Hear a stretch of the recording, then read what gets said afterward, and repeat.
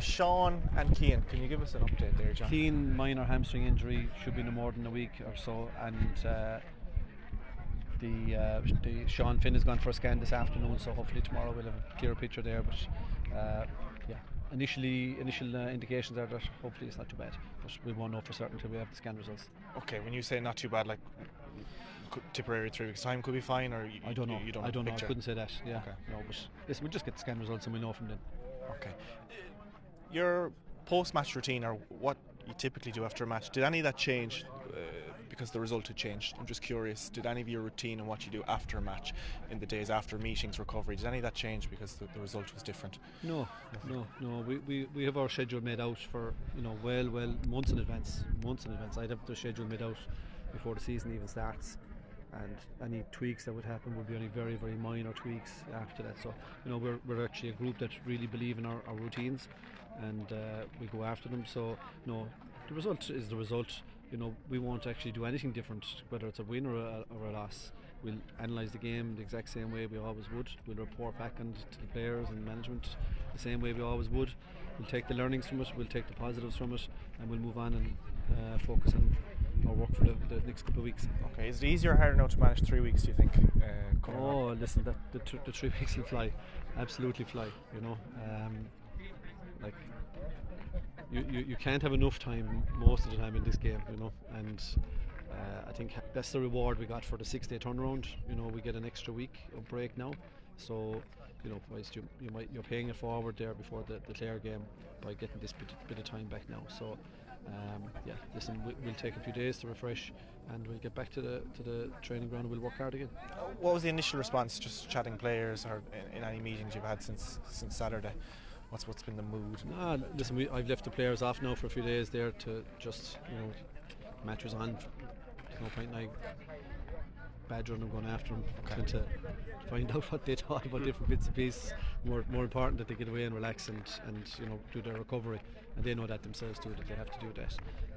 So in terms of the review of the game, that'll all happen in the next couple of days, and we'll present it to the players and we'll move on.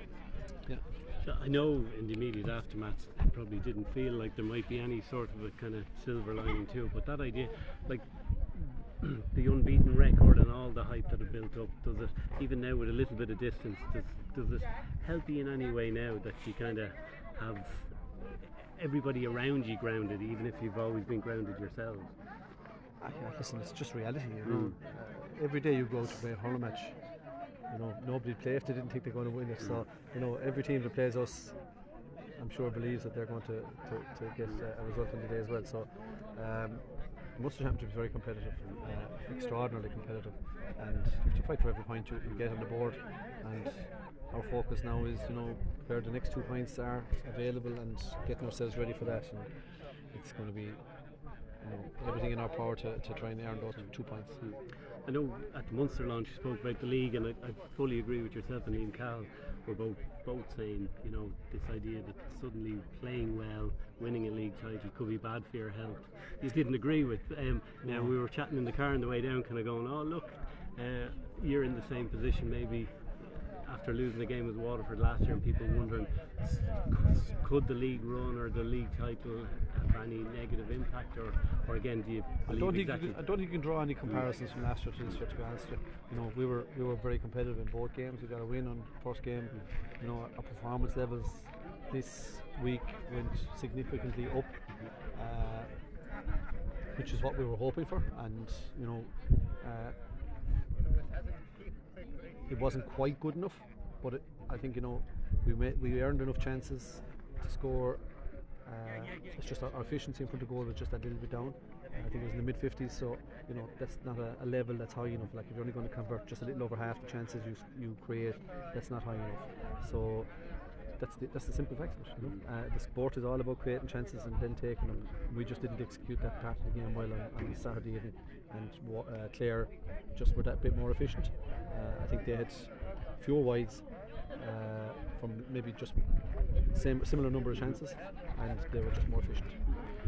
When you're winning the way you were winning, though, it kind of creates that aura almost of invincibility, like all conquering limit. Does it, do you think teams now will sniff that maybe that aura is someone's Clare put a dent in it at least. I think the Aura mightn't be necessarily held in the opposition camps too much anyway, that's for sure, because I think every other opposition camp has great faith in their own abilities and what they can achieve. So yeah, I don't think that exists in the other camps. So when you came along first, Limerick had been so long without winning the whole 1973, 45 years. Everybody almost outside maybe the county you were playing wanted you to win. Do you get the sense the natural when you're serial winners that it turns the other way? How can you? Sure. That's human nature, isn't it? Of course it is. So there's nothing surprising in that. It's just human nature. We were very grateful for the support when we had it.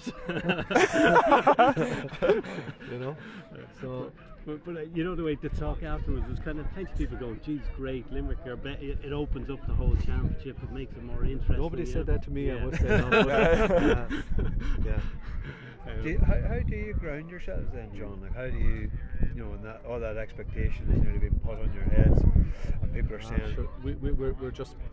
We focus on different things, we're more performance orientated in our thinking around what we're going after every Sunday, so we're don't allow those narratives to come in our thinking, because they're not real, they're just perceptions and opinion and speculation or whatever it might be, and everybody's entitled to those, but they don't mean anything really when you go out into the heat of battle and you're trying to win a puck out or trying to win a dirty ball. That doesn't make compliments don't make. It doesn't make any difference. You have to fight for every single ball, every single score. That's where our focus is. Are the players centrally involved in that, like themselves? Oh, they are, absolutely, 100%. And you won't find a more humble bunch of guys. They're extremely humble, and they understand that as well. They're very much aware of the need to perform to a certain level in order to be successful, and if you don't, you won't. So that's reality. We've had a real dose of reality now for the last few days, so we just gotta absorb that and process it and get back into training ground again and get going. So how do the practicalities of your job work when you come to playing tip? How does it work? Do you get much stick, or are you the big boss that nobody can dare have a cut at, or how does it work? Believe me, the boys in the school are very capable of having a cut. It's all very good natured and great. It's actually great banter, great fun, and it's a great occasion. It hasn't always fallen that fixture is within the school year. This year it does, which is great, and there will be, I'm sure, huge excitement around it when it comes around. What do you do? Jersey Day? What do you do? Well, if they win, they'll definitely wear a lot of jerseys and say the day after. But listen, it just creates a great atmosphere and a great buzz around the place, and that's important too, And we've a past pupil in Johnny Ryan now, who's playing for Tipperary, which is brilliant for the school, brilliant for his family, and brilliant for his club, Arval Rovers. So we want to encourage young people to play hurling, and we're actively trying to do that on a constant basis in the school for many years.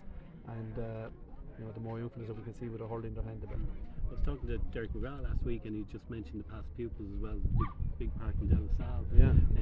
Just for you, talking to Darry Egan there, the fact that you won the Young Scientists, was that, he was saying that would be a big thing.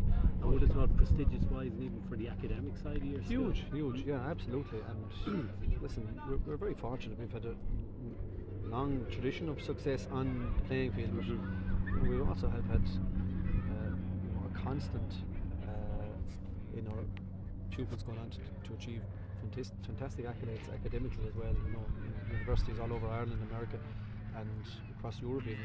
And really, our students have been extremely successful, and something that we're really proud of it. I suppose ultimately we're just trying to prepare them for the next step in life, and send them off to college with the skills that they need, or send them off into employment or into apprenticeships with the skills that they need, and with the confidence that is required from a young person now when they're starting out in life. So I think we do a good job there, and I think we support the boys in all that they do, and the BT Young Scientists is just another example of how we've had two guys to chase their dreams, if you like. And what was the winning project again? Their project was based on a continuous study of young people's perceptions of themselves and their well-being in school, and the supports the second level school supplies students in terms of their physical, mental and well-being. So it was all done during COVID over a 3-year period, and 2,500 survey responses from schools all over the country, and different types of schools as well, single-sex, co-ed, Daesh, non-Daesh. So it was a really, really important study that the boys carried out, and we've got some fantastic findings from that report. The Department of Education has given them a lot of time as well in terms of inviting them up to the department to meet the minister and department officials, and taking the findings from the study in terms of how it might influence policy decision within the department. So it's been fantastic for the school. We had a fantastic homecoming. We had great excitement around it. The other students were all very proud of what the two lads achieved, and hopefully it'll inspire other students now to go down that route and apply to be part of the BTU scientist competition, or any other competition for that matter as well. We've had a lot of success in Young Social Innovators, Enterprise Awards. There's so many different things that kids can get involved in school now, so we're happy to give them that opportunity, and from time to time we get a bit of success. It's almost like a thing that the government should nearly be funding a study of themselves rather than school kids come. I mean, it's such a profound. It was a very important one. There's no doubt, and I suppose maybe the department have other studies going on themselves, but I do know that they're very interested in the findings of this particular study, and they have listened, and are actively listening. So the boys were at the Oireachtas Committee on Education recently, 2 weeks ago, presented their findings and meeting with public representatives up there. So they have had a great opportunity really. Just the pressures on kids, like the Dylan Cork Foundation here talks about leaving a legacy, potentially a huge legacy for the GA. I guess, do you see the different pressures the younger generation are on? You see them through the school and through the sporting environment. And again, has the pandemic shown, like Derek was saying, the kids are probably catching up still from the pandemic? Like, do you get that sense? There definitely is a catch up, and for some kids, accessing education during the pandemic was more difficult, because of where they lived, internet access, household circumstances, etc. It was definitely a time when young people struggled, and we can still see the effects of that, I think, right across the education system. But listen, the support has been great from the department.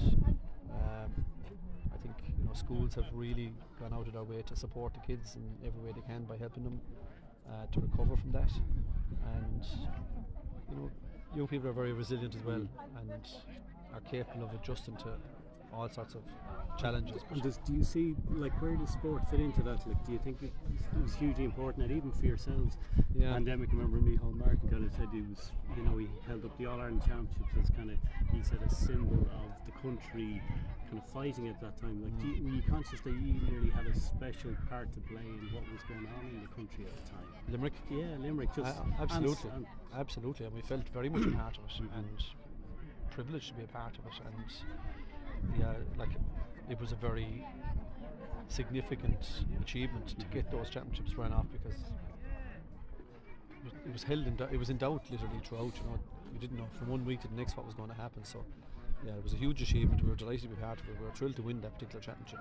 It means a great deal to us, and something that we will always hold dear is that particular championship.